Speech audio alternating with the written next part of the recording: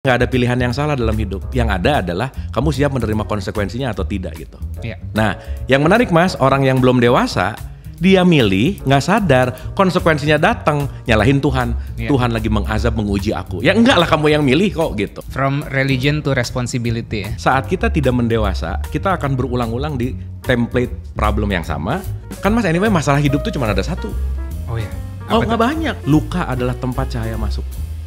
Tanpa terluka, nggak akan ada guncangan konteks dalam apapun untuk dia melampaui itu semua gitu. Nggak ada orang yang bisa mendewasakan siapapun kecuali pilihannya sendiri gitu. Kalau bahasanya Yaser, either you make life or life makes you. Jiwa kita akan diperbaiki kalau badannya juga udah oke gitu. Sampai akhirnya ada satu titik kayak, aku ngerasa badanku sendiri loh yang kayak ngomong gitu ya. Nes capek kali bawa badan begini gitu. Terus kayak, knowledge yang tidak dipraktekkan dalam repetisi tubuh, maka tubuh akan selalu lebih menang daripada pikiran kita. Pasti. Belum ada ditemukan lah ya di setiap peradaban ini satu institusi yang lengkap untuk membuat semua aspek kehidupan manusia itu meningkat, dari mulai biological, psychological, financial, spiritual, itu semua ada dalam one whole package yang namanya pernikahan. The cost of love is reason. Jadi lo harus buang reason lo untuk mencintai ya. Oh iya, karena 99% orang yang ngomong I love you tuh bullshit. jadi buat teman-teman yang bertanya, apakah aku harus selesai dengan diriku dulu sebelum bertemu orang lain? Tidak mungkin, gitu. Maksudnya gitu ya.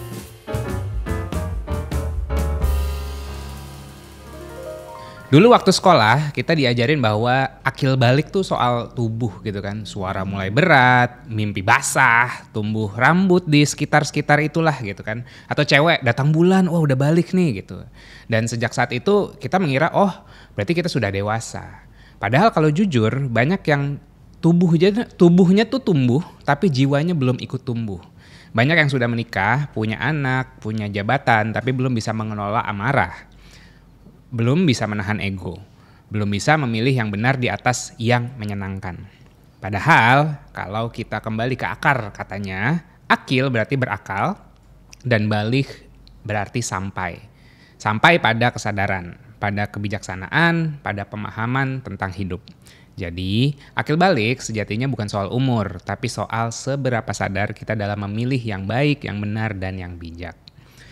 Salah satu tanda akil balik adalah mengetahui mana yang baik dan buruk. Bagaimana cara kita mengukurnya? Apakah dari moral, dari empati, atau dari kesadaran spiritual? Hari ini kita akan membahas itu bareng seseorang yang selalu mengajak kita berpikir lebih dalam tentang kesadaran dan ketuhanan. Selamat datang di Sapiopato, Kang Abu Marlo. Terima kasih. Assalamualaikum. Waalaikumsalam. Iya benar juga. Harusnya kita assalamualaikum tadi di depannya. Oke. Jadi kayak program agama ya. Iya. Jadi Kan, kayak ceramah. Iya, ceritanya kajian kan. Tapi kali ini kajiannya ini related sama pendewasaan dan relationship. Asik. Betul. Tapi benar ya Kang, kalau akil balik tuh means dewasa. Yes. Simpelnya gitu ya. Yes. Cuman aku mau nanya sebelum mulai. Tadi waktu ngomong mimpi basah, kenapa basah gitu? Dia memang passionate banget sih Kang. Passionate gitu. ya, sama urusan-urusan basah ya. Iya, betul. Yang namanya juga ini ya, biologi ya. Oh ya, oke. Dan banyak loh anak muda sekarang yang nggak ngerasain mimpi basah. Iya. Karena udah overstimulated. Betul. Make sense. Betul. Make sense. Banyak orang yang nggak nyadar mimpinya hari ini. Ya, nggak ngeh sama mimpinya gitu. Iya. Wah sayang sekali ya. Iya, sayang sekali. Padahal seru. Pengalaman tersendiri. Tapi mungkin sebelum kita gali kupas lebih dalam, aku mau ini dulu sih ngerimain teman-teman bahwa kayak akil balik menurut pandangan yang lebih dalam tuh kayak gimana gitu kan, buat backgroundnya. Tapi mungkin ingat gak sih dulu kalau di sekolah apa aja sih tanda-tanda akil balik tuh? Ya akil balik itu kan kayak mimpi basah udah pasti. Terus kalau cewek tuh menstruasi yang tadi lah. Terus suaranya lebih beda. Terus istilahnya kalau dari umur-umur tuh kan kayak 16 ke atas gitu. Nah itu kan kalau kita bicara dalam konteks, kalau kita melihat dalam wilayah diri dengan beberapa layernya, bahwa kita ini adalah ada physical body, ada psychological self gitu. Nanti di dalamnya lebih ada spiritual self juga. Itu hanyalah tanda-tanda kulit gitu sebenarnya. Makanya saya selalu bilang bahwa menua itu pasti, mendewasa itu pilihan. Karena semakin tua tidak otomatis semakin mendewasa. Karena tubuh ini punya memang kecerdasannya sendiri untuk menua, kita nggak bisa ngelawan oksigen juga untuk membuat kulit-kulit kita semakin keriput gitu ya, semakin ya semua hormon-hormonnya semakin down gitu. Tetapi konteksnya adalah panjang umur kita secara biologis belum tentu menentukan keakilbaligan seseorang sebetulnya. Itu sebetulnya general apa ya, ya umumnya kalau udah masuk ke tahapan-tahapan mau menuju dewasa tuh kira-kira terjadi perubahan biologis yang signifikan kan, itu sih. Iya. Aku tuh selalu ngelihat badan kita tuh kayak bunga sebenarnya. Yes. Kalau bunga umurnya mungkin 1 hari, 2 hari, 3 hari, terus mungkin orang banyak banget yang berusaha membuat bunga itu umurnya panjang. Padahal sebenarnya esensi dari bunga itu eksis adalah tugasnya adalah membuat kita presence supaya menikmati bunga itu. Nggak take it for granted, nggak disia-siakan. Ya sama, badan kita kayak bunga gitu. Ya umurnya let's say rata-rata 70 tahun lah misalnya gitu kan. Ya ini sadar nggak sadar bakalan layu dan mati gitu kan. Pasti. Tinggal kita bisa presence apa enggak gitu ya. Betul. Belum mulainya udah dalam bos. Iya. Udah biasa, udah saya Kang Abu mah. Iya. Seneng lah aku kalau udah biasa mah. Iya. Gitu. Tapi aku sebenarnya jadi penasaran sih Kang. Maksudnya oke, secara definisi kita bisa googling, kita bisa baca di kamus gitu kan. Tapi yang sebenarnya aku lebih penasaran atau kalau ada second opinion, I would say ya, nggak harus bentuknya validasi. Kok bener yang tadi sesuai monolog ya, share banyak orang yang secara physical gitu kan merasa bahwa mereka sudah dewasa gitu, tapi in terms of mentally dan apalagi tadi spiritual as part of kesadaran juga gitu kan, banyak orang yang masih kayak bingung gitu loh, lost gitu, apalagi sejak era sosial media dan aku harus bilang ini even Gen Z gitu ya.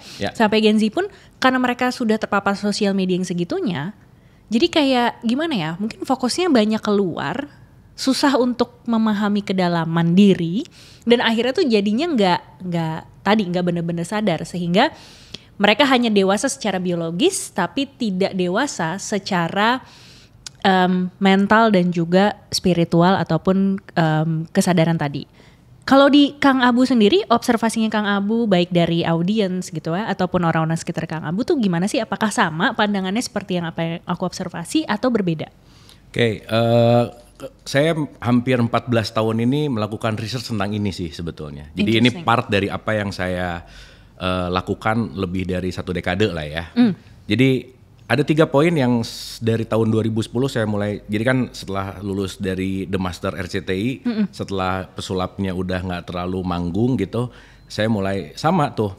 Jadi saya bercermin ke apa yang saya lakukan dan saya alami secara subjektif, bahwa pencarian jati diri atau pencarian diri justru terjadi dalam konteks perjalanan yang dinamis gitu. Sehingga 2010 tuh saya mulai mempertanyakan ini semua. Dimana waktu itu saya berpikir udah dewasa gitu karena udah punya duit sendiri, udah punya segmenting di masyarakat sendiri gitu sebagai public figure dan seterusnya gitu. Dan akhirnya ya itu tadi kembali kepada, saya selalu ada 3 ya, yang saya research itu 1 religion based, yang kedua itu adalah consciousness, dan yang ketiga adalah spirituality gitu. Sehingga mungkin nanti kita akan bahas dan kaitkan ini kepada kesadaran dan spiritualitas sih sebetulnya. Nah, yang menarik adalah ketika seseorang itu masuk ke dalam pengenalan diri, makanya kan kalau di Temple of Apollo-nya Socrates tuh ada know thyself gitu.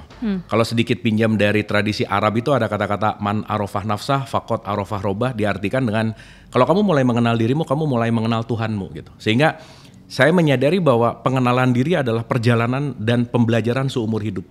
Bahwa kita akan mengenal diri kita tuh kayak kulit bawang yang 1 iris demi 1 iris demi 1 iris demi 1 iris demi 1, dan itu nggak akan pernah selesai. Nah, yang menarik berikutnya adalah ketika seseorang tumbuh secara biological, karena ini otomatis dia menganggap di dalamnya juga ikut tumbuh gitu. Itu intinya. Sehingga pematangan kedewasaan ini kan justru konteksnya adalah pilihan. Dan saya menyadari bahwa kalau kita pernah dengar kata masalah itu kan sebetulnya problem itu kan pro and balance itu bergerak maju. Jadi problem yang datang ke kita sebetulnya adalah cara semesta untuk membuat kita melampauinya untuk semakin dewasa sebetulnya. Jadi kalau pinjam bahasa filsafat itu kan hidup tuh penderitaan. Kenapa? Karena kita akan mengalami kedinamisan hidup yang gak akan pernah selesai dan akan membaru terus. Dan kata kuncinya adalah saat kita tidak mendewasa, kita akan berulang-ulang di template problem yang sama, kesulitan yang sama, dan apapun secara realitasnya juga sama gitu. Nah jadi sepakat banget gitu dari tadi Coach Anes bilang tentang konteks bahwa menua ya secara biological juga tadi kita bicara itu belum tentu mematangkan secara jiwa gitu. Itu sih poinnya. Ya. Aku punya pendalaman. Ya.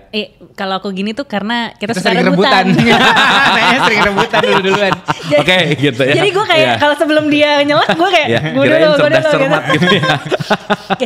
biar I mean like this feels like sekolah gitu buat aku dan Yaser ya gitu, karena dengan ngobrol sama orang kan kita jadi nyamain perspektif gitu kan, dapetin ilmu-ilmu baru. Nah aku ada pendalaman sedikit nih Kang Abu gitu ya.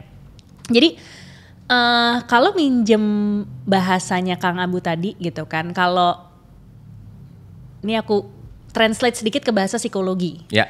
Jadi kebanyakan orang itu mungkin masih punya fixed mindset.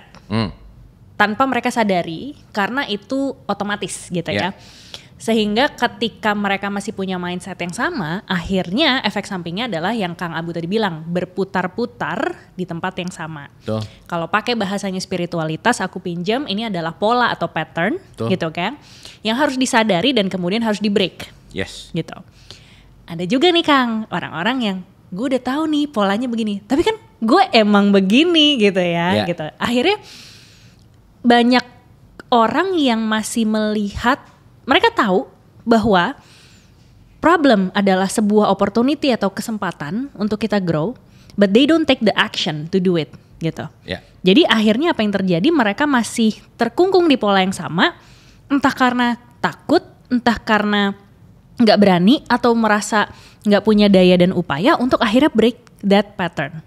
Nah, on the other hand, setiap orang lahir ke dunia ini dengan privilege yang berbeda. Karena mereka menurutku ya datang dari keluarga seperti apa, punya materi seperti apa, punya resources kayak gimana, itu akan membuat mereka apakah open atau tidak. Tapi kalau menurut Kang Abu gitu ya, terlepas dari privilegedness itu, apa sih kira-kira yang bisa membantu teman-teman yang menyadari bahwa gue nih punya pola atau pattern, gue tahu nih harusnya ke sana nih, tapi kayak to break it kan kayak struggle gitu kan, takut sakit berat, ya been there juga gitu. Jadi kayak oke, gimana nih gitu. Nah kalau dari pengalamannya atau observasi dan risetnya Kang Abu, what makes a people akhirnya bisa memilih bahwa I want to jump into that different realm. Mungkin kalau bahasaku gitu. Mau ini lah, merasain struggle yang baru gitu. Ya, betul. Karena kita tahu bahwa perubahan itu tidak datang dari ide. Perubahan itu datang dari ketidaknyamanan. Dan saat dia terjebak dalam ketidaknyamanan, dia teradiksi dalam ketidaknyamanan, dia nggak akan kemana-mana by the way. Itu satu. Yang kedua, kalau pinjam lagi dalam konteks psikologi, kita ngomong pakai siapa ya? Gustav Jung misalnya. Yang tuh bilang bahwa setiap manusia pasti punya conscious mind, subconscious, unconscious. Dan 99,9% let's say kita lebayin dikit gitu, bahwa mau orang lahir dimanapun, mau dia privilege A, privilege B, apapun itu konteksnya, dia akan selalu terlahir dan dia akan diinstal sama program-program yang hampir 95% gak cocok sama personality-nya sebetulnya. Sehingga kata kuncinya adalah setiap orang didrive oleh subconscious mind-nya yang gak cocok sama true self-nya, akhirnya banyak berantem gitu. Itu yang kedua. Yang ketiga, otak kita memang didesain untuk tidak menyukai unknown. Jadi lebih senang familiar, untuk menghadapi dan melampaui yang sesuatu hal yang baru, itu memang gak suka gitu. Jadi meskipun dia muter-muter dan itu jadi sesuatu hal yang familiar gitu intinya, dia akan terjebak di situ.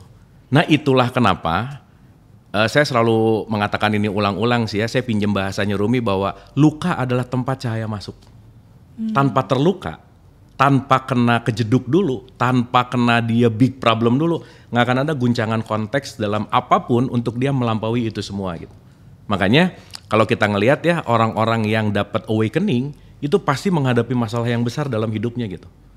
Poinnya ada di situ. Nah jadi orang-orang yang tadi bilang, gua tahu polanya ini muter-muter terus, tapi ya udah, karena kenapa? Dia familiar dengan pola yang sama. Dan sorry to say, itu pilihan. Dan itu konsekuensi. Cuman kalau saya balik lagi ke masa lalu setelah waktu mengalami itu, saya cuma mikir bahwa bosan gitu. Kayaknya perlu nyari masalah baru deh gitu. Quote and quote ya. Karena dengan memperbanyak menu-menu konteks yang kita dapatkan permasalahan yang lebih luas, saya rasa pengalaman hidupnya akan lebih banyak gitu. Dan saya selalu bilang hidup ini adalah sekolah. Makanya disebut school of life. Jadi setiap jam adalah jam pelajaran, setiap tempat adalah tempat belajar, dan apapun dan siapapun yang datang ke kita, kata kuncinya cuma satu kok, mau mengajarkan sesuatu, ujungnya apa? Membuat kita jadi lebih dewasa gitu. Itu sih poinnya. Nah jadi pilihannya cuma ada dua, mau menembus si tadi tuh ketidaknyamanan itu, atau familiar, itu semuanya adalah pilihan. Makanya nggak ada orang yang bisa mendewasakan siapapun kecuali pilihannya sendiri gitu. Kalau bahasanya Yaser, either you make life or life makes you. That's it. Gitu, benar. Karena hidup nggak pernah selesai memberikan pelajaran sama kita kan. Jadi ya terserah nih, kita mau belajar untuk tumbuh atau tidak, tapi ya konteksnya adalah pilihan gitu. Intinya ada di situ gitu. Nah dan pilihan itu kan nggak bisa dipaksa.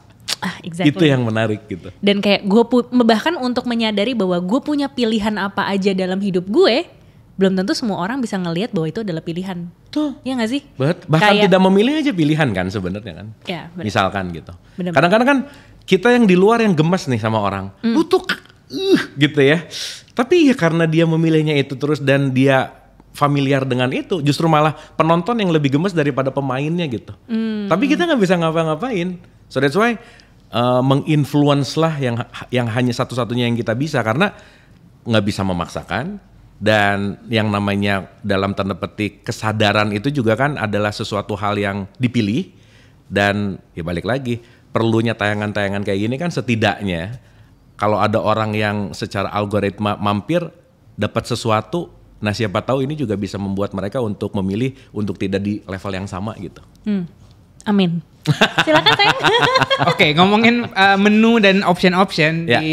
di sini kita punya beberapa, ada 4 option di sini yang mungkin bisa kita bahas, karena zaman aku di sekolah ya udah cuman kayak misalnya nih ya, kalau tadi fisik udah, terus secara mental gitu kan, ini vague banget. Vague itu apa ya, abu-abu nggak jelas gitu, Yeah. kurang tajam lah menurut kita masih umur SD SMP gitu kan, terus dikasih taunya gini, sudah bisa membedakan mana yang baik dan mana yang buruk. Betul. Oh, apa nih gitu kan. Mulai punya tanggung jawab atas amal dan perbuatannya. Ya. Mulai memiliki kesadaran moral, merasa bersalah saat berbuat salah dan ingin berbuat baik. Mulai memiliki keinginan menentukan arah hidup sendiri. Dari 4 option ini yang mana yang mau kita kupas nih? Semuanya sebenarnya terlihatnya gampang, kayak ya udah lu berbuat baik, lu berbuat, tapi enggak. Ada yang dia udah tahu ini salah tapi dilakuin juga kan gitu. Ya. Nah, gimana? Let's say gini deh, kita dari 4 poin ini yang menarik yang mana? Kita rangkai satu-satu jadi satu kesatuan ya. Oke. Saya mungkin mau mulai dulu dari supaya kita ngerti kenapa kita bisa berbehavior. Oke. Kenapa kita bisa memilih, kenapa kita bisa melakukan hal itu. Nice. Kita start dari situ dulu gitu. Oke. Jadi kalau kita bicara saat kita terlahir dari rahim ibu kita tuh 1 detik setelah terlahir, ini lebaynya gitu ya. 1 detik setelah terlahir, suka tidak suka, mau tidak mau kita masuk ke dalam sebuah program. Kalau bahasanya di Keanu Reeves itu kita masuk ke Matrix gitu ya. Jadi saya suka bilang bahwa kita banyak ditipu sama lingkungan dan orang tua. Quote and quote ditipu di sini artinya dijejelin program yang mungkin gak cocok sama kita. Okay. Sehingga kita melihat dunia, mendengar dunia, menilai dunia itu pinjem dari perspektif orang luar. Okay. Gitu. Dan itu terjadi usia 0 sampai 7 tahun. Saat spons, kita masih jadi spons, dengerin ini baik buruk, bahkan untuk menjadi family member dalam satu keluarga, itu kita perlu tahu ribuan rules. Makan gini, minum gini, apa semualah gitu kira-kira. Nah, artinya begitu kita terlahir, yang si asli ini ketutup sama program. Di mana si program ini pelan-pelan menjadi otomatis yang disebut subconscious mind, akhirnya kita menyadari bahwa 98% keputusan harian kita itu nggak pakai mikir lagi. Tapi yang terjadi adalah program. Jadi kita kayak robotik gitu. Akhirnya kita terbentuk secara otomatis. Okay. Jadi ada apa-apa, saya sering bicara supaya gampang gitu ya, kita jauh lebih reaktif daripada responsif. Yeah. Kenapa? Karena 99% otak kita itu membajak dalam konteks emosional kita gitu. Jadi kita banyak menggunakan emosional tanpa menggunakan yang namanya critical thinking. Nah, baik dan benar itu adalah saat kita mulai bisa melepas program, masuk kepada kesadaran, tidak memilih berdasarkan program yang pokoknya, katanya, dogma, doktrin, tidak menggunakan template-template itu, tapi aku mulai punya satu perspektif bahwa pemikiranku begini, menurut aku begini, akunya udah mulai muncul di situ gitu. Nggak banyak pakai menurut, pokoknya katanya, menurut pokoknya katanya. Sorry ya, aku belokin dulu ke stigma atau dogma doktrin agama misalnya. Perlu diketahui bahwa Indonesia ini banyak orang Islamnya, tapi tidak menjadi negara paling Islamis di dunia. Jadi kalau ngomongin konteks identity, kita tuh banyak banget. Nah, kenapa demikian? Karena kita banyak dilatih untuk menjadi identity Islam, tapi value Islaminya nggak masuk. Akhirnya ketika ditanya, kenapa kamu gini? Udah pokoknya kewajiban, pokoknya kalau enggak jadi dosa, kalau enggak jadi nanti masuk neraka, kalau oke jadi surga. Selesai. Tidak melibatkan critical thinking kita, tidak melibatkan akal kita, dan itulah tadi yang disebut bahwa bagaimana kita mau tahu ini baik atau benar, sementara kita masih pinjem bahasa dari orang lain gitu. Berarti kita belum punya self awareness gitu intinya. Nah, PR kita adalah setelah 0 sampai 7, semua orang itu pasti terpapar dari virus luar aja. Karena mau nggak mau, suka nggak suka, orang tua kita, lingkungan kita, figur otoritas, guru kita, semua memberikan program kepada kita gitu. Memberikan kacamata lensa terhadap dunia luar, tidak seapa adanya, tapi seapa programnya. Makanya lama-lama, program asli kita bentrok nih. Jadi makanya banyak di dalam nih banyak pertanyaan, kenapa gini ya, kenapa gitu ya, kenapa. Nah itu mulai proses pendewasaan tuh. Nah, sehingga saat orang ini atau siapapun ini mulai melalui tahapan-tahapan, dia mulai mengenal, oh ternyata aku punya emosi, oh ternyata aku punya perasaan, oh ternyata aku punya pikiran.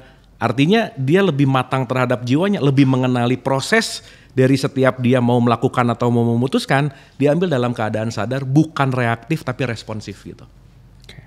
Gitu. Itu yang tahapan awal gitu. Kayak ChatGPT ya berarti ya? Kayak ChatGPT. Di enter langsung aja. Langsung keluar. Nggak mungkin ChatGPT, bentar-bentar saya mikir dulu bos. Kayaknya yang lo ketik salah deh gitu kan, nggak mungkin juga gitu. Betul. Kan. Berarti masih jadi dalam tanda kutip robot. Robotik. Iya. Gitu. Makanya kita 98% tuh autonomous. 98% itu dikontrol sama subconscious mind kita gitu. Nah, justru menjadi dewasa buat saya adalah freedom dari program lama untuk menjadi program yang baru. Means program lama menjadi habits. Berarti kita breaking old habits. Artinya apa? Merubah pola pikir akan merubah emosi akan merubah keputusan akan merubah hidup. Jadi kalau saya pinjam pakai bahasanya Einstein tuh keren banget memberikan ini menjadi satu statement yang sangat asik gini. Insanity, orang gila, dia berharap hasilnya beda, tapi yang dikerjainnya itu lagi gitu. Programnya sama, tapi berharap hasilnya beda. Nanamnya cabai tiap hari, tapi harapannya durian gitu. Nah, artinya kalau kita mau bicara dalam konteks ini, saat seseorang menjadi lebih dewasa adalah dia tidak menggunakan program lamanya, tapi dia membangkitkan program sejatinya di dalam dirinya. Akhirnya apa? Keputusanku bukan keputusan moral faktor eksternal. Sekarang tuh, sorry ya, dalam penelaahan saya, orang bahkan beli aja tuh kompulsif loh. Orang lain beli, ikut beli. Orang lain pakai gini, ikut begini. Karena kenapa? Dituntut oleh dunia lingkungan gitu. Makanya akhirnya saat diri kita lebih kecil dari lingkungan, kita akan jadi victim selamanya. Nah artinya kita harus lebih besar dari lingkungan. Nah semakin lebih besar dari lingkungan, semakin tingkat kedewasaan akan naik. Jadi to be simple, semakin dewasa inti indikator ciri-ciri simpelnya sederhana aja. Semakin less konflik, selesai. Bukan nggak ada problem, tapi konfliknya nggak terlalu besar gitu. Konflik di dalam diri atau di eksternal? Eksternal kan pancaran dari sini. Oke. Setiap kita menilai apapun di luar, pasti kan datangnya dari sini. Jadi saat di sininya less konflik, eksternal pasti akan less konflik juga gitu. Ya. Karena mau nggak mau, faktor luar itu pasti adalah proyeksi dari dalam. Gitu. Saya selalu menggambarkan ini mas. Kalau saya cuman punya handphone, saya cuman bisa kasih handphone sama orang ini. Oke. Karena saya nggak punya apa-apa lagi gitu. Jadi kalau ada orang tiap hari ngasih kebencian sama kita, emang jangan-jangan itu yang mereka punya. Karena itu yang dia punya di dalamnya, bahwa setiap teko yang isinya teh akan keluar teh, kopi akan keluar kopi. Jadi keluar itu pasti proyeksi dari dalam gitu. Nah, jadi balik ke semua ini mungkin bisa merangkum ya. Jadi satu kesatuan nanti kita bisa elaborasi part by. Ngomongin gini sejam 2 jam tuh susah ya. Berapa episode nih nanti kita ya? Panjang banget gitu. Belum nanti kita bisa masuk ke kecerdasan intelek, emosi, spiritual dan seterusnya. Tapi poinnya adalah semakin seseorang dewasa, semakin dia memiliki keputusan dan pendapat bukan dari faktor eksternal, tapi datang dari sebuah penemuan dia, pemikiran dia, sehingga dia memutuskan itu tidak melibatkan faktor eksternal, tapi ini emang pilihanku. Sehingga saat dia memilih sendiri dengan pilihannya, ada satu poin keuntungannya. Dia siap menerima konsekuensinya. So that's why nggak ada pilihan yang salah dalam hidup. Yang ada adalah kamu siap menerima konsekuensinya atau tidak gitu. Nah, yang menarik Mas, orang yang belum dewasa, dia milih nggak sadar konsekuensinya datang, nyalahin Tuhan. Tuhan lagi mengazab, menguji aku. Ya enggak lah, kamu yang milih kok gitu. Karena dia tidak sadar atas pilihannya saat dia memilih gitu. Nah, simpelnya itu dulu. From religion to responsibility ya. That's it. Karena sorry ya, religion itu masuk menggunakan fearness. Dan dia masuk ke subconscious mind seseorang, sehingga dia membuat seseorang untuk masuk melakukan sesuatu, tapi sorry to say dari apa yang saya telah di masyarakat kita, itu tanpa sebuah pendalaman pemaknaan gitu. Makanya ya sorry to say, sholatnya rajin, korupsi tetap. Sholatnya rajin, ya ngegibah tetap. Artinya ada separate atau pemisahan yang mendalam antara ritual konteks religion based dengan akhlak dan perilaku gitu. Sehingga kalau kita ngomongin kedewasaan, ngomongin jiwa, ngomongin soul, outputnya adalah apa? Tetap perilaku keluarnya gitu. Itu sih. Nah, ada gak? Atau mulai dari sini deh, biar kebayang ya. Boleh tahu gak momen-momen dirimu ngerasa, oh gue udah akil balik nih. Gitu. Setuju. Biar orang ngerti gitu kan, emang kalau di pengalamannya Kang Abu tuh gimana sih gitu kan. Apakah kita merasa akil balik di saat kita udah keluar dari situasi yang membuat kita menjadi baru itu?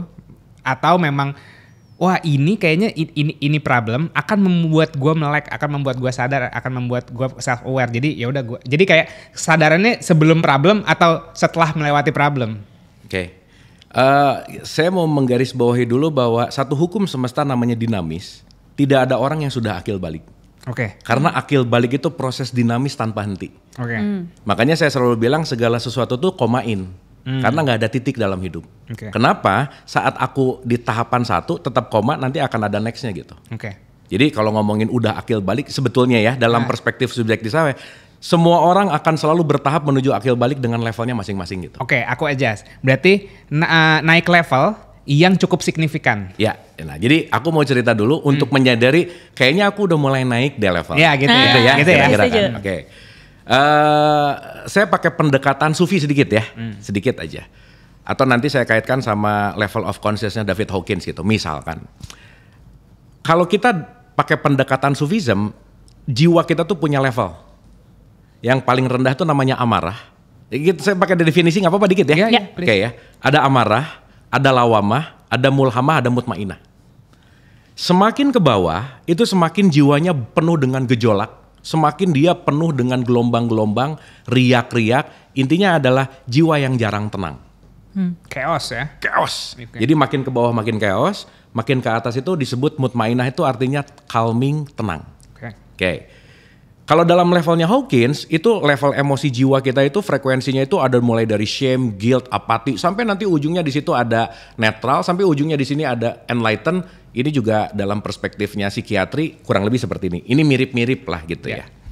Nah, saya mengalami dan menyadari tentang kedewasaan yang semakin bertumbuh itu simpel bahwa setiap problem yang datang, setiap saya menghadapi masalah ini, 15-20 tahun yang lalu mungkin saya akan gelisah, akan overthinking, akan jadi stres banget, akan jadi ngerasa orang yang paling victim banget, dan itu saya 20 tahun yang lalu. Itu satu. Yang kedua, begitu ada orang yang merasa melukai saya benci apa dan lain-lain, itu akan keinget-inget dalam kurun waktu lebih dari sebulan atau 2 bulan mungkin. Itu 15-20 tahun yang lalu. Nah, semakin ke sini saya merasakan akil balik saya sendiri adalah begitu ini saya cerita saya skipnya panjang banget ya. Iya. Karena ini penderitaan ini nggak saya ceritain gitu, nggak akan cukup episodenya gitu ya. Jadi saya mengalami rangkaian penderitaan berat, di mana penderitaan ini adalah sekolah hidup saya yang akhirnya membuat saya menjadi seperti ini sekarang. Jadi setiap luka membawa kita menuju bijaksana gitu. Jadi jangan takut untuk terluka dan melampauinya, karena cuman ada dua hal, ketika luka datang mau makin terluka atau dilampaui jadi bijaksana. Nah akhir-akhir ini Mas, setelah saya mulai belajar apa dan lain-lain, apapun yang chaos datang, itu kayak easy aja gitu. Nggak ngebuat jadi wah banget, nggak heboh banget gitu. Bahkan mungkin kalau dulu saya termasuk orang yang susah memaafkan, mungkin sekarang agak sedikit susah untuk benci, untuk meremehkan, merendahkan, dan akhirnya apapun yang terjadi cuman datang bentar, easy, lepas aja. Datang bentar, easy, lepas aja gitu. Nah, saya mulai menyadari bahwa betapa nikmat banget ketika orang lain sudah tidak mengontrol saya gitu. Jadi kalau bahasa saya adalah, saya sudah mulai tidak menitipkan remote control bahagia saya di orang lain. Saya sudah tidak ada kategori, gue happy kalau lu gini, gue happy kalau nggak ada semuanya. Kenapa? Karena yang di luar tidak menentukan kebahagiaan saya, karena saya memilih bahagia, saya memilih tidak bahagia, saya nggak bahagia gitu. Artinya saya punya power itu sekarang. Jadi mau orangnya A atau B atau C tidak terlalu memengaruhi, meskipun nggak mungkin nggak ada gimana-gimana ya. Bete pasti ada, di jalan kalau ada angkot gini malah gitu-gitu juga sih. Tapi istilahnya adalah nggak terlalu lama di nggak terlalu lama di sisi kanan dan di sisi kiri, tapi lebih cepat ke centeringnya gitu. Sehingga buat saya saat akhir-akhir ini gitu ya, setelah perjalanan panjang ini lebih flowing gitu. Dapat A, ya udah, oke, diterima dulu gitu. Dapat B, jadi kata kuncinya adalah saya lebih menyadari bahwa penerimaan hidup saya jauh lebih tinggi dari sebelumnya. Mungkin saya mau pinjam dari statement Dalai Lama kali ya, supaya ada gambaran gitu. Ini sekelas Dalai Lama ditanya, Master masih suka marah nggak? Ada satu interview gitu ya, dia bilang masih lah kan manusia. Tapi kalau dulu saya marahnya 5-6 hari, sekarang saya marahnya mungkin cuma beberapa menit gitu. Tapi marah tetap ada. Dan bukan berarti orang berkesadaran itu jadi nggak marah, jadi nggak benci, bukan. Tapi ada di ranah chaosnya begitu, set. Ke tengahnya itu nggak terlalu cukup, waktunya tuh nggak terlalu lama gitu intinya. Cukup signifikan. Nah, yang saya alami ke akil baligan saya, itu tadi begitu ngelihat permasalahan, kan Mas anyway masalah hidup tuh cuma ada satu. Oh ya. Nggak banyak. Jadi kalau sekarang saya tuh sering banget ya nanya di audiens, di seminar, siapa yang punya masalah? Semua pasti angkat tangan. Terus saya tanya, masalahnya banyak atau sedikit? Itu nggak mikir dulu langsung banyak. Terus saya bilang, nggak, masalah hidup tuh cuman satu. Cuman satu aja udah. Apa? Apa yang aku inginkan nggak kejadian, selesai. That's it. That's only problem dalam hidup kita. Nah, begitu sekarang, berarti kan kalau ekspektasi lebih besar dari realitas, itu namanya masalah. Nah saat semua sekarang terjadi ekspektasinya lebih besar, saya lebih mudah menurunkan ekspektasi untuk acceptance reality-nya gitu. Itu sih sederhananya. Silakan. Kamu kok udah tahu sih sayang? Bagus. Oke. Dalam ceritanya Kang Abu dari perjalanan 20 tahun sampai dengan sekarang dan mengkoneksikan lagi dengan apa yang kita didiskusikan di depan. Kalau orang mau menjadi quotes unquotes versi yang lebih tenang dari dirinya sendiri, versi yang let's say ada yang pakai kata loving, lebih tenang, lebih nggak reaktif, lebih responsif, mungkin katanya bisa berbeda-beda di setiap orang. Tapi dalam proses menuju ke sana, tapi kita was a program individual gitu kan. Ada satu pola yang aku lihat bahwa maka perlu melepaskan dulu apa yang ada di sini. Kalau teko tuh ya berkata dikeluarin dulu nih gitu kopinya sampai selesai, dicuci, baru terus kemudian kita isi lagi dengan apa yang kita pengenin. Kalau pakai analoginya gitu kan. So it's hard to let go of something. Pasti. Ada wisdom gak sih yang bisa di-share? Oke. Saya mungkin akan balikin analogi teko tadi. Gak harus dilepasin semua. Oke. Biarkan teko yang penuh kopi, yang penuh hitam ini isi aja terus sama air. Biarkan dia terisi, lama-lama yang di bawahnya bakal keluar, lama-lama dia akan terganti sendiri kok. Nggak usah diginiin. Jadi biarin luber. Biarin luber. Dan saat dia luber, itu akan bersih sendiri kok gitu. Kamu pernah lihat gak sih video yang ini yang gelas, terus gelasnya kotor, terus diisi terus gitu sampai akhirnya bening sendiri. Nah, kalau dalam kasus mental atau spiritual atau consciousness tadi, itu bentuknya gimana tuh? Bahwa kayak luber-lubernya tuh gimana gitu kan? I mean like, ya bener aplikasinya. Aplikasinya gimana? Simple. Berhenti jadi orang baik. Selesai. Interesting, why? Karena orang baik cenderung people pleaser cenderung tidak pernah mencintai perasaannya. So start listen to your feeling, that's it. Saya bagi 3 nih ya. Ada orang yang di bawah, paling bawah levelnya namanya egois. Di tengah-tengah namanya altruis. Yang egois itu adalah orang yang jahat. Artinya apa? Dia yes ke dalam, tapi no keluar. Pokoknya orang lain mau gimana terserah, yang penting gua oke. Tapi orang baik ini jebakan nih. Terkadang dia bisa membakar dirinya untuk menghangatkan orang lain. Untuk diterima, tapi dia nggak pernah bisa speak up, even nggak bisa bilang no, even dia akan selalu iya bahkan dalam kondisi yang dia nggak nyaman. Dan itu timur banget sih. Makanya konteksnya namanya jadi people pleaser. Itulah kenapa orang baik cenderung jauh lebih menderita daripada orang jahat. Karena dia pengen terus memegang kebaikannya, pengen terus memegang terlihat baik, dan dia punya nilai-nilai bahwa harusnya begini. Nah makanya tadi kenapa saya bilang berhenti jadi orang baik, jadilah orang sadar. Means kalau orang sadar, ketika dia mau melakukan A, dia lakukan A tanpa hesitate. Karena ini adalah yang aku pilih. Ketika dia nggak mau, dia bilang no. Artinya apa? Dia mengembangkan yang disebut dengan yang namanya self-awareness. Akhirnya ketika dia punya self-awareness, dia punya pilihannya sendiri, dia teguh dengan, tentunya ini kan nggak semudah bahwa bukan berarti simple dalam konteks bahwa seenaknya, beda gitu ya. Tapi poinnya adalah bahasa yang mungkin bisa sangat mudah untuk diaplikasikan adalah be true dan honest with your feeling. That's it. Karena saat honest dengan feeling kita, sorry ya, hari ini banyak orang loh nggak tahu perasaannya tuh gimana. Oh, setuju. Cuman, lo kenapa? Bete? Ya, iya bete tuh kenapa?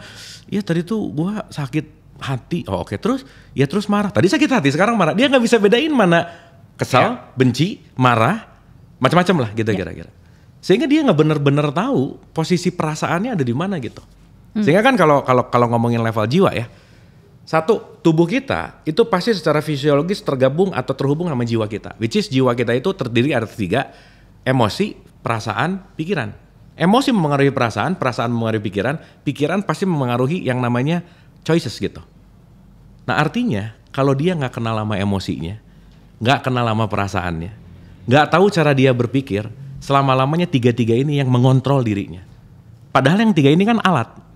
Maka bukan berpikir, tapi digunakan oleh pikirannya. Ya, make sense. Nah makanya mungkin ya kalau secara sederhana, kenapa praktik-praktik mindful sekarang sangat membantu orang untuk masuk ke level itu gitu. Karena at least punya knowledge dulu gitu. Aku tuh yang mana sih? Who am I gitu?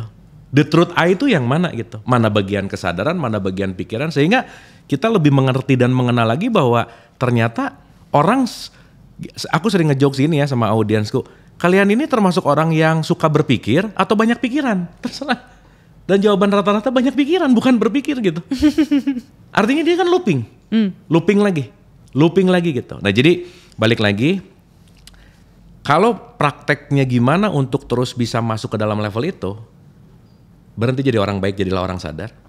Penuhi diri dengan banyak pengetahuan, dan konteksnya adalah temukan passion, temukan dirimu dan kenali dirimu lebih baik gitu. Jangan banyak berantem sama diri sendiri gitu. Itu yang bikin luber-luber, karena nanti si item-itemnya itu kan luber kan, itu anggapannya kan kayak darkness-nya kita. Betul. Darkness-nya kita akan berasa di lingkungan orang-orang yang lagi healing, anggapannya berasanya tuh kayak darkness-nya lagi keluar karena lagi bersih-bersih.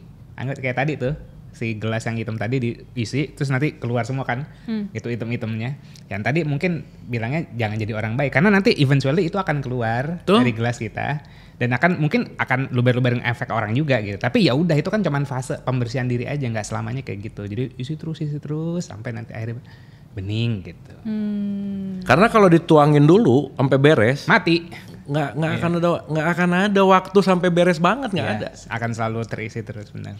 Jadi buat teman-teman yang bertanya, apakah aku harus selesai dengan diriku dulu sebelum bertemu orang lain? Tidak mungkin, gitu. Maksudnya gitu ya, bahwa artinya, you know, it's always a process of you finding yourself dan eventually pun kalau dalam konteksnya dalam relationship, diri kita bakal berubah dan berkembang, relationship pun juga akan berubah dan berkembang, and therefore you have to have that tools and skills of acceptance, pinjam bahasa Kang Abu gitu kan, untuk menerima dan juga itu tadi gitu, menerima dan mengeluarkan yang perlu dikeluarkan sehingga akhirnya terus renew gitu ya. Sirkulasi. Tapi semua dari apapun ini gitu ya, semua kata kunci letting go itu adalah acceptance sih. Dan acceptance itu skill, sabar itu skill. Ikhlas itu skill, dermawan itu skill. Karena banyak orang yang berpikir aku tuh kayaknya pelit turunan, nggak bisa. nyari alasan aja itu. Enggak, karena apa yang kamu lakukan ulang-ulang, kamu akan master di situ. Saat kamu mastery dalam pelit, julid dan lain-lain, terus komplain kamu nggak bahagia, ya jelas lah. Karena kamu nggak pernah latihan bahagia. Karena semuanya adalah short of bagaimana kita melakukan dalam konteks yang namanya repetisi gitu. Makanya we are what we repeat. Nah artinya acceptance ini sangat diperlukan karena kenapa? Saat kita banyak menolak, saat di situ juga kita akan banyak membuat kita tidak mendewasa sih. Gak pernah ya kita diajarin gimana caranya menolak. Kayak ini mana sih prioritas hidup gue, mana sih yang lebih connect sama our true self until recently lah ya aku lihat ya with the wave of mindfulness tadi akhirnya orang diajak untuk minimal ngerasain dulu deh gitu badannya, ngerasain dulu nafasnya gitu kan. Betul. Dan ketika terhubung itu baru kayak loh kok gini gitu ya. Oke. Ini kita gak usah jauh-jauh lah ya. Kadang kan orang udah mikir ke langit apa dan lain-lain gitu ya. Kita jangan lupa bahwa jiwa kita ini sopir, badan kita ini adalah kendaraannya. Saat kendaraannya gak bagus, bannya bocor, tetap aja si sopir ini untuk mengendalikannya gak enak. So, nggak usah jauh-jauh kemana-mana. Siapapun yang sekarang lagi mendengar, kita lagi sama-sama belajar by the way ya. Yeah. Dan saya selalu mendisklaimer bahwa saya bicara dimanapun tidak ingin mengajarkan sesuatu, bukan mau menasihati, bukan mau menceramahi. Kenapa? Nggak ada orang yang berubah karena sering dikasih ceramah. Nggak berubah juga gitu. Jadi jadikan ini sebagai lecturing bareng-bareng gitu. Lecturing itu dalam artian kita bertumbuh bersama gitu. Nah artinya start dalam konteks jiwa kita akan diperbaiki kalau badannya juga udah oke gitu. Jadi nggak usah jauh-jauh kemana-mana, start dari mulai olahraga, tidur yang benar, makan yang benar, dah ini aja dulu. Karena kalau ininya udah oke, nanti akan start ke dalam emosinya lebih baik, feeling perasaannya lebih baik, pikirannya lebih oke. Jadi start dari hal-hal yang paling sederhana yang mungkin ini sangat, ya sorry ya, mungkin ini sering banget diomongin kan. Contoh nih ya, pikiran memengaruhi akhlak atau perilaku, betul nggak? Ya. Olahraga memperbaiki emosi, otomatis juga memperbaiki pikiran. Iya. Berarti saya selalu bilang bahwa olahraga itu memperbaiki akhlak. Karena membuat kita jadi disiplin, jadi lebih aware, responsible. Betul, karena rilis emosinya terjadi, feeling great gitu ya, pikiran lebih oke. Jadi sorry ya kalau sekarang ada orang belajar kesadaran sering meditasi lah, banyak inilah apa, tapi tubuh fisiknya nggak dijaga, platform dasar kendaraannya justru ini jangan lupa gitu. Ini tuh hal yang sangat penting banget untuk dirawat gitu sih intinya. Aku mungkin mau share juga sih karena personally aku orang yang karena backgroundnya psikologi ya, maksudnya dulu lebih tertarik untuk ngobrol, mendalami jiwa seseorang. I'm lacking of my physical body begitu. Sehingga yang aku temukan dan aku rasakan dalam diriku adalah aku mulai mengenali diriku dari jalur jiwa, baru sekarang mulai ke fisik gitu. Yang di-upgrade softwarenya dulu. Oh iya. Betul. Ya itu kan bisa startnya dari mana kan sangat apa ya, beda-beda lah. Betul. Nah, dan aku sempat ada di momen pernah nih waktu itu aku pernah kurusan gitu lah. Terus abis itu diuji lagi nih gitu ya, masuk ke dalam environment yang mirip sama pola yang dulu. Dan aku kembali lagi seperti aku yang dulu gitu. Masih ada sisa-sisa yang lebih baik, tapi akhirnya untuk kembali lagi pun agak quote-unquote susah juga gitu. We've been discussing about this lah gitu. Sampai akhirnya ada satu titik kayak, aku ngerasa badanku sendiri loh yang kayak ngomong gitu ya. Nes capek kali bawa badan begini gitu. Terus kayak oke lah, gue olahraga gitu. Again kayak harus life makes me gitu loh. Betul. Karena ya, sorry ya. Ya kalau tadi ngomong kurus bukan goals lah ya. Yes, betul. Itu dampak lah. Jadi kalau saya bilang kurus, happy, bahagia, sukses, itu bonus lah. Yeah. Karena kata kuncinya adalah prosesnya kan. Nah yang menarik adalah saat kita melakukan karena ada ego untuk let's say menguruskan badan, itu bukan dalam konteks acceptance gitu. Betul. Makanya jadi ada kata harus. Nggak sustain ya. Nggak sustain. Makanya ya sorry ya, kita tuh apa yang kita lakukan sekali lagi subconsciously adalah habits. Misal, udah tahu semua secara knowledge nih. Knowledge yang tidak dipraktekkan dalam repetisi tubuh, maka tubuh akan selalu lebih menang daripada pikiran kita. Pasti. Karena body ini udah menjadi program gitu.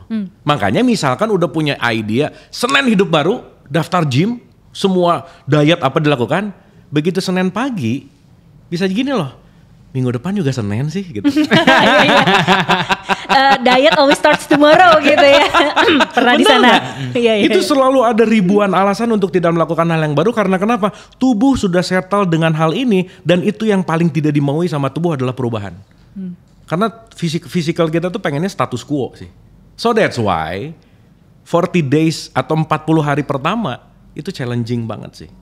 Makanya breaking habits itu dimulai dari 40 hari pertama gitu. 1 kali mandala kan kalau kita yoga tuh kita harus repetisi 40 hari kan. Betul. Nah sekarang pertanyaannya adalah hal-hal kayak gini kan bukan sesuatu yang dipaksakan. Tapi mau achieve ke situ nggak gitu? Kita mau menuju ke situ nggak? Ketika itu hadir dari sebuah kesadaran, maka intisari kata kuncinya adalah pasti melakukannya effortless. Nah saat effortless lah kita sudah melakukan dengan kedewasaan gitu. Salah satunya. Iya.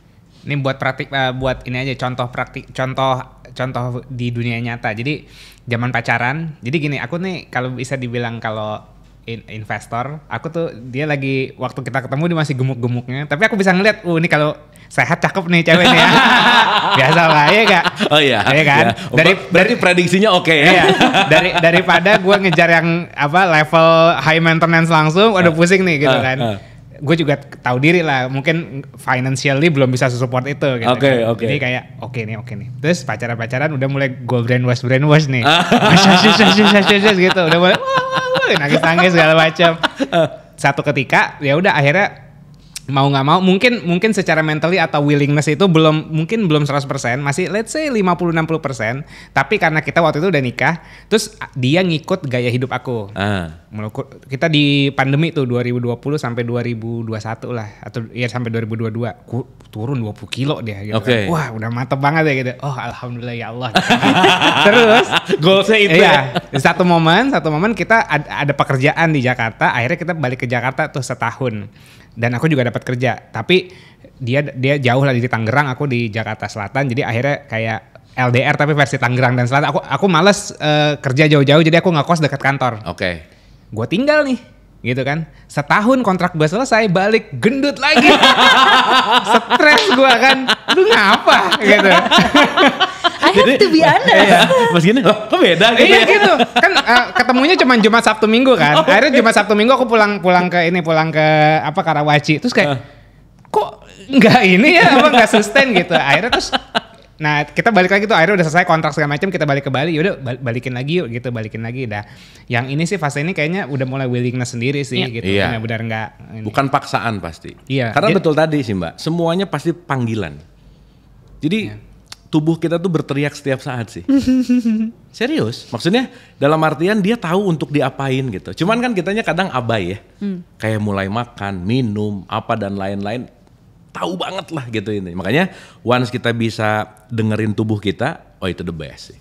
Even aku pun belajar untuk, I was a people pleaser. Karena tumbuh dan kembang di sebuah environment yang harus nurut. Simpelnya gitu, harus nurut. Harus konteks papa mamanya polisi. Oke. Nah, jadi di rumah rasa pos polisi jadi. Jangan sedih, temennya banyak yang gitu. Betul, makanya ini kali aja relate ya kan gitu. Jadi I'm feeling like I was always a people pleaser sampai ada di satu titik, even aku udah nikah. aku ngerasa bahwa aku tetap harus nge-please Yaser. Yes. Karena kayak kamu jangan gitu dong, kamu udah kurus, sekarang kamu gendut lagi. Iya, tapi gimana dong gitu. Biar real situation. Real situation. Ya nggak ngawang-ngawang nih kita. Iya, benar. Karena aku ngerasa gini, akhirnya kita realize di dalam kehidupan kita mulai dari pacaran sampai sekarang tuh setiap 1,5 tahun tuh hidup kita berubah. Kayak ada pattern setiap 1,5 tahun kita entah pindah kosan, entah atau kejadian signifikan apapun. Oke, pokoknya ada something changing aja ya. Betul. Okay. Jadi biasanya udah kayak kalau udah udah tenang, kayaknya udah settle. Jadi kita nemuin sebuah pola, biasanya agak berat di awal, terus ringan. Kalau udah mulai ringan nih pasti abis ini ada something nih gitu. Oh iya. Gitu kan. Jadi kita ngerasa, aku personally ngerasa pertama ya itu I was my old self gitu kan, terus kayak dengerin kata Yaser, terus kayak ini buat kesehatan kamu, aku mau melakukan ini untuk kesehatan aku gitu kan, belum acceptance gitu karena ngerasa kayak this is good, gue nggak tahu tapi benefitnya apa, tapi kayak ya udah deh gue jalanin aja dulu. Mungkin awalnya mulai dari pleasing others gitu, awalnya aku mulai dari situ. Terus akhirnya terus berasa sehat, nggak apa-apa, tapi ternyata diuji lagi dong gitu kan, tadi udah kurus-kurus balik lagi ke environment lama. Gue tinggal nih, gue lepas nih, coba lo bisa gak lo bertanggung jawab sama diri lo sendiri? Ternyata belum gitu kan. Nah di situ tuh aku baru ngerasa gini kayak even I feel like that my awareness tuh kayak ada level-levelnya gitu loh. I thought gue udah saat itu, tapi pas balik lagi ke environment lama, lah iya ya, gue masih kalah nih gitu. Nah di tengah-tengah gempuran itu kayak kenapa kamu gini, dia kecewa juga kan gitu, tapi at the same time gak Pak, saham gue turun nih. Waduh, saham gue turun gimana nih, sahamnya merah. Beres. Terus kayak apa gue cut loss apa gimana gitu. Ada momen-momen itu pastinya karena dan dari situ gue kayak gini, enggak gue mau gitu, tapi I didn't do it for myself gitu. Sampai ya udah baru akhirnya, maksudnya perjalananku tuh mengajarkan bahwa mungkin sebelum aku benar-benar menemukan bahwa aku mau olahraga, sometimes aku harus ngejalanin itu dulu. Mungkin itu kali ya yang disebut tadi, numpahin kopi gitu. Biar ngerasain. Iya. Bahwa kayak ternyata gue ngelakuin ini dengan niat ini, atau dengan motivasi ini, atau dengan rasa gini tuh nggak works ya. Ini nggak works ya, ini nggak works ya. Baru kayak worksnya kayak gini rupanya gitu. Sampai dan aku selalu realize pattern aku adalah terutama nih kan sekarang kita lagi bolak-balik Bali Jakarta kan Kang. Jadi kalau balik ke Jakarta itu selalu ada kick of impulsivity gitu ya, yang kayak udah deh maunya lihat handphone terus gitu. Kalau di Bali tuh kita baru lihat handphone mungkin jam 12 kali gitu. Setelah kita pagi-pagi have a quality time, yoga, dan juga mempersiapkan diri lah gitu. Nah, tapi kalau sampai Jakarta tuh pasti kayak setiap bangun abis kayak subuh, kebawa, kayak ketarik ini lama gitu, kebiasaan program ya. Programnya gitu. Terus kayak lihat handphone apa segala macam. Baru banget di trip ini aku baru ngerasain kayak gini. You know what? Ini cukup, gue taruh, terus kayak gue mau yoga. Terus gue kayak dalam hati, gue mau yoga coy.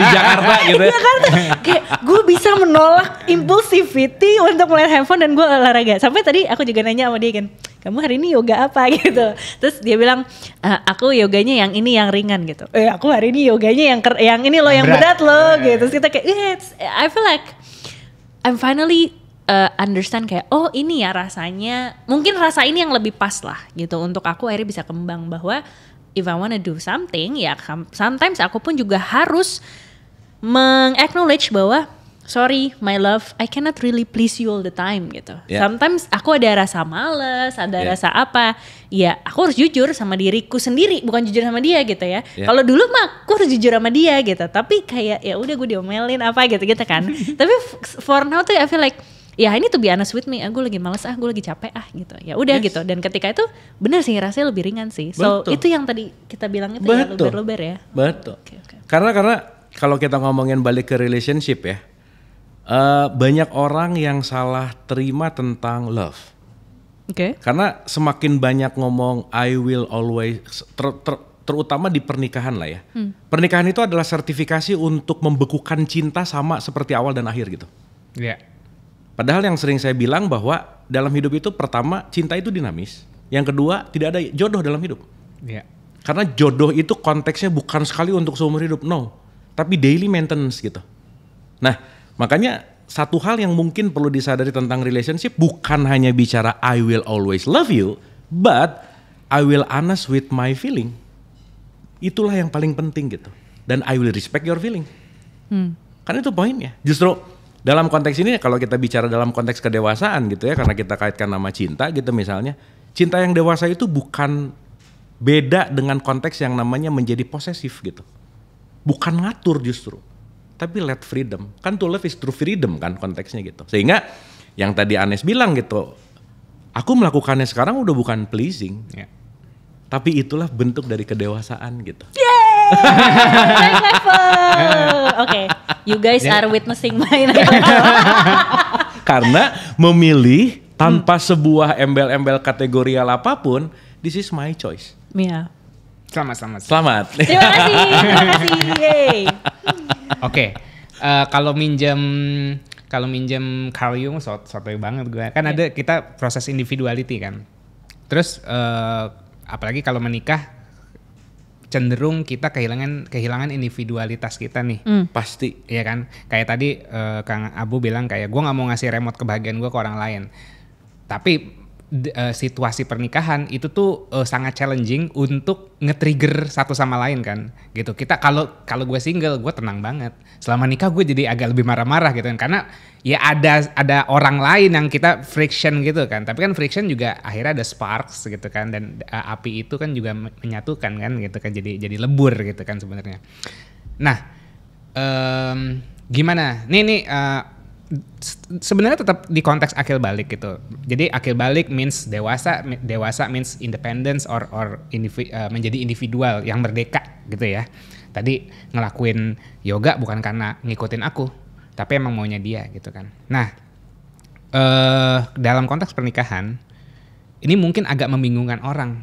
Emang gue bisa ya menjadi individu yang merdeka di dalam sebuah pernikahan? Karena ini kayaknya bertolak belakang nih. Pernikahan kan kayak harus sama ngikutin satu sama lain. Tapi ini punya individuality masing-masing.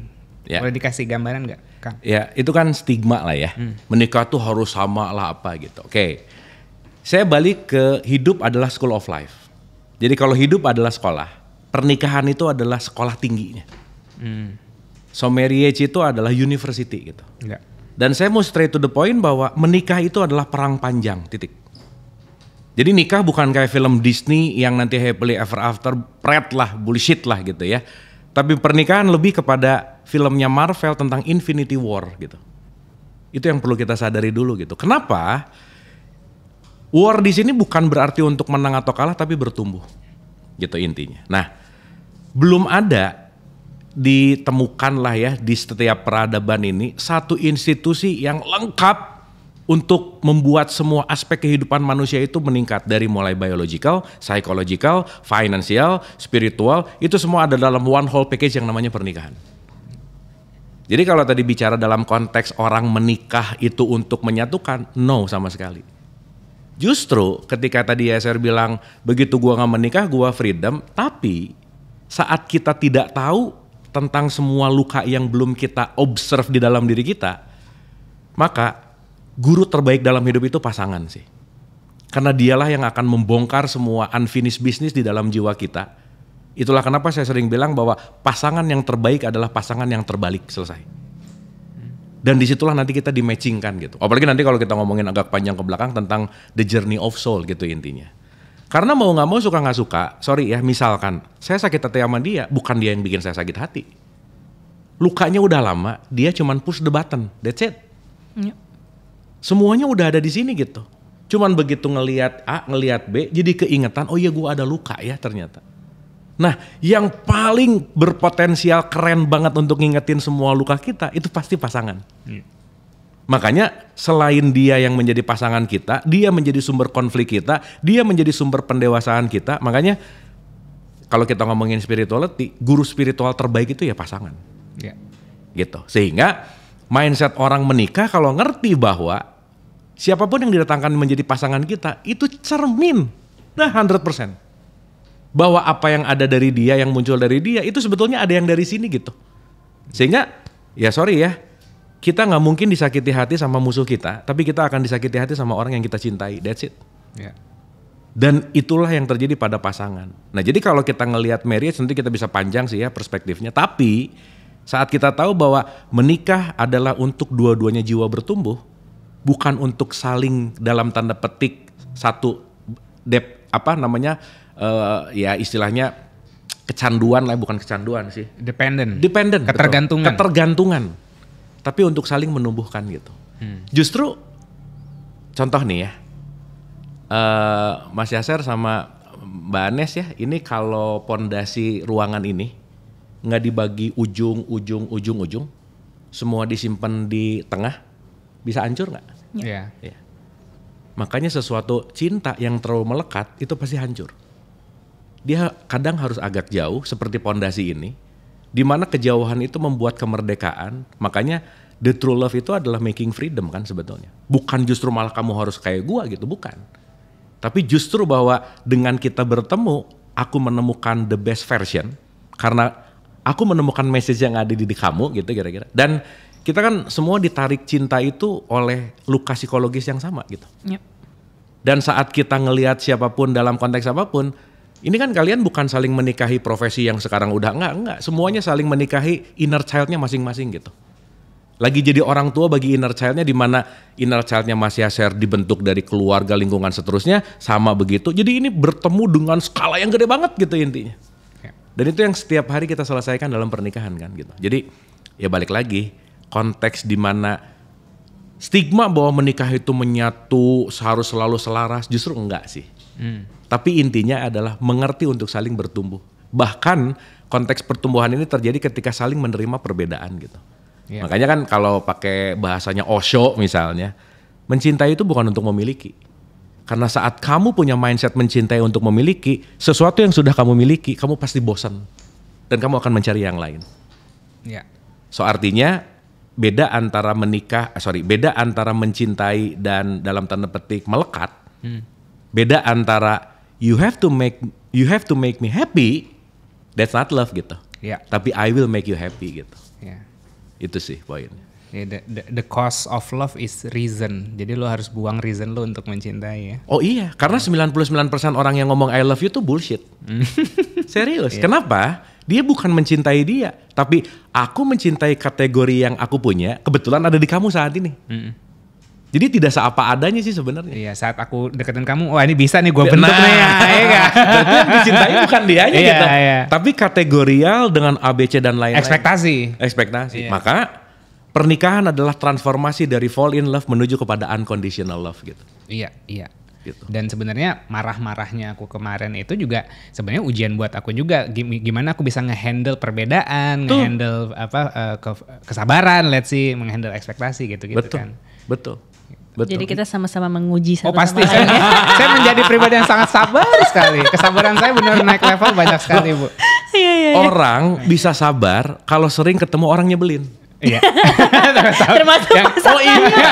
Ketawa paling kencang. Pasti orang paling terdekat. Ketawa paling kencang dia. Udah pasti gitu. Soalnya I know banget kayak I push him button a lot gitu, tapi kayak ya udah enggak apa-apa sayang. You choose this struggle life gitu kan. Oke. Nah, ekspektasi ini kan bisa dibilang mungkin satu tongkrongan sama nafsu, sama desire, sama keinginan gitu kan. Nah, salah satu katanya tanda orang akil balik ini nggak menjadi budak dari desire-nya gitu kan. Tuh. Tapi kan apakah mungkin kita menghilangkan desire? Ya, nggak mungkin. Gini, nafsu itu dari kata nafs dan su. Oke. Nafs itu keinginan, su itu levelnya rendah. Oh, keinginan Jadi, yang rendah. Keinginan yang rendah. Atau kalau pinjam dari perspektif Hawkins, keinginan yang didorong oleh emosi rendah. Tadi kayak amarah, lawamah. Ini tuh nafs yang su gitu. Tapi nafs yang dalam konteks tenang itu juga nafs, keinginan tetap. Makanya tergantung, kita nggak pernah bisa menghilangkan, nggak bisa. Yang ada adalah mendirect supaya keinginan tidak mengontrol kita, tapi kita yang mengontrol keinginan. Makanya perlu banget ada di wilayah jiwa yang tenang gitu. Konteksnya ada di situ. Contoh nih, saat kita mengambil keputusan di level frekuensi rendah, maka keputusan kita akan menarik atau akan membuat apapun yang datang sesuai dengan apa yang kita pancarkan. Oke. So that's why saat lagi marah, lagi bete, lagi benci, lagi shame, guilt, apati, apapun itu emosi frekuensi rendah, sebisa mungkin 1 jangan ngomong, 2 jangan ngambil keputusan. Oke. Calming dulu, naikin dulu, ngomong dan ngambil keputusan saat emosinya udah dalam kondisi enak gitu misalnya. Iya. Makanya dalam tradisi Islam untuk memperbaiki kondisi level rendah sehari 5 kali dikasih latihan, namanya sholat. Iya. Sholat itu kan our me time sebetulnya dalam tradisi Islam. Chaos, dengerin 1, chaos atau dalam konteks jiwa yang bergejolak datang dari mana? Panca indera. Makanya sebelum sholat tuh wudu tuh. Panca inderanya diberesin, apa dengar apa, lihat apa, mikir apa. Udah selesai, disconnecting dari outer world, masuk ke dalam diri kita, nah lebih relax dan seterusnya lah gitu. Nah jadi balik ke pertanyaan tadi bahwa nafsu itu yang bisa didirect. Makanya saya selalu menganalogikan gini, nafsu itu kayak binatang liar lah. Semakin dia di training, semakin jinak. Kita ketemu singa di hutan bisa takut. Tapi ketemu singa di sirkus seru gitu. Karena yang udah masuk sirkus yang lebih jinak gitu kira-kira. Nah saat nafs kita lebih jinak, maka ekspektasi keinginan tidak terlalu mendorong kita untuk kompulsif melakukan sesuatu gitu. Oke. Artinya simpelnya adalah bagaimana, kan ujung-ujungnya gimana kan? Bagaimana membuat nafsu kita jinak, sederhana bahwa sebelum melakukan apa-apa jeda dulu. Pause dulu. Banyakin pause moment, karena saat pause moment kita lagi memotong dengan subconscious mind kita dan kita lebih mengclearkan apa yang akan kita pilih gitu. Iya. Kalau misalnya tadi singanya kalau masih galak bakal makan kita, kalau udah jinak kayak nggak beliin rokok nggak gitu kan. Iya, dianya juga ngerokok. Oke. Gitu. Kalau ini lebih spesifik. Kalau nafsunya makan, gimana? Ini mungkin lebih spesifik dan praktikal dan sangat-sangat kontekstual ya. Kenapa sorry ya, kan itu emang real. Silakan Seng, aku perbolehkan. Gimana? Iya. Gimana kita mengolah nafsu makan biar lebih biar lebih outputnya biar lebih bukan jadi badan kita jadi nggak sehat, tapi malah nafsu makan yang bikin badan kita sehat. Yeah. Oh iya. Aku tambahin konteks. Yeah. Oke. Jadi dari proses refleksiku yang aku sadarin adalah the hardest part of me itu I like food gitu kan. I feel that food itu adalah ritual. Secara programming dia adalah ritual yang memang mengeratkan koneksi dulu antar keluarga gitu kan. And at the same time aku ngerasa kadang kalau gue bete dan segala macam, the easiest way adalah untuk makan enak gitu kan. It gives me pleasure dan ya mungkin oksitosin whatever dopamin itu akhirnya keluar. Tapi yang aku sadarin adalah it's hard for me untuk pinjem kata-katanya Pak Henry Manampiring kemarin, ugahari gitu. Kayak know when to stop. Kadang kayak gini, aku udah minum coklat, tapi ntar kalau ngeliat makanan lain, aduh itu enak lagi, aku mau gitu loh. Kayak berasa, gimana ya bahasanya? Sayang untuk dilewatkan gitu. Iya kayak. Gua harus experience ini. Betul gitu, and it's like every time gitu. Padahal kalau secara teori, I know bahwa kayak real ya.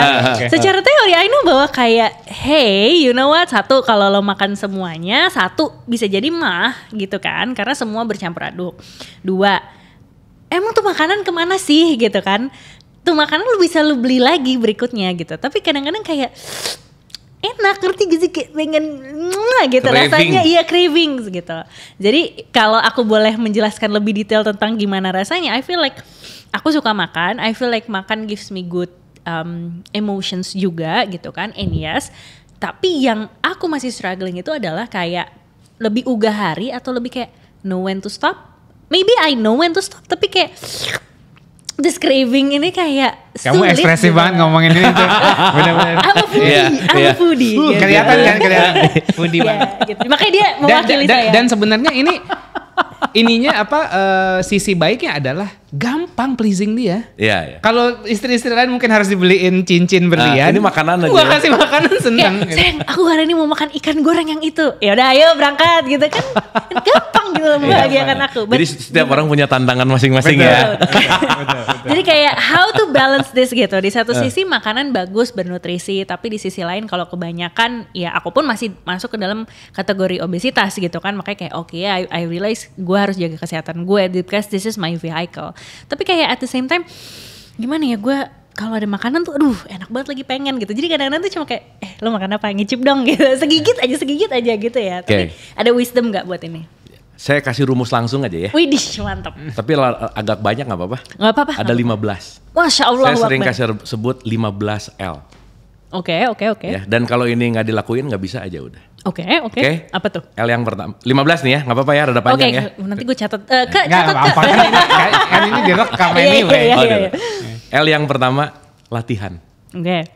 L yang kedua, latihan. Baik. L yang ketiga, latihan. Sampai ke 15, latihan. That's it. Karena tubuh ini kayak stallion gitu. Dia terlatih untuk craving karena dia terprogram untuk itu gitu. Aku tadi dengerin Mbak Anes cerita, itu relate banget sama aku 15 tahun yang lalu gitu. Serius. Iya. Aku tipikal dulu tuh over gula. Wah, udah deh. Kalau hari-hari nggak ada gula, hari-hari nggak ada manis, wah udah deh, semua blok udah. Cuman ya karena the power of kepepet salah satunya, itu harus berubah. Karena mau nggak mau harus masuk TV, gitu. Jadi aku dulu 100 something kilo, wah gitu. Terus pas itu harus macam-macam lah ya gitu. Tapi waktu itu saya ngerjain belum pakai consciousness. Jadi mati-matian ngerjainnya juga nggak nyaman, tidak effortless gitu. Nah, saya mau cerita dulu gini. Itulah yang tadi di awal kita cerita bahwa your body become your mind. Tubuh kita itu jauh menjadi pikiran kita, maka kita dikontrol sama tubuh kita. Jadi kita nggak bisa kalau nggak ngelatih balik tubuh ini. Terlatih. Lapar tuh ada 2. Lapar biologis, lapar psikologis. Tubuh bisa tidak perlu nutrisi, tapi sebelah buka citato pengen psychological yang hungry. Dengar bunyi kriuk-kriuk. Oh, iya. Kelihatan banget di foodinya nih. Betul nggak? Oke, benar. Sehingga saya selalu bilang bahwa makan banyak tuh nggak bikin gendut. Makan banyak yang diulang-ulang yang bikin gendut. Oke, make sense. Jadi makan banyak it's okay. So, ini kita bisa satu episode lagi. Khusus foodie. Iya, karena aku mempelajari ini lumayan lama gitu. Yep. Sampai akhirnya menemukan satu formula, sampai akhirnya menemukan macam-macam yang akhirnya ngerti dari sudut pandang holistik, dan itu yang ngebuat dari semua aliran energi lah, cakra lah, meditasi, ternyata semua ujungnya connecting ke true self itu dimulai dari menjaga makanan. So saat kita damai sama makanan kita damai sama Tuhan. Ada satu statement begitu gitu.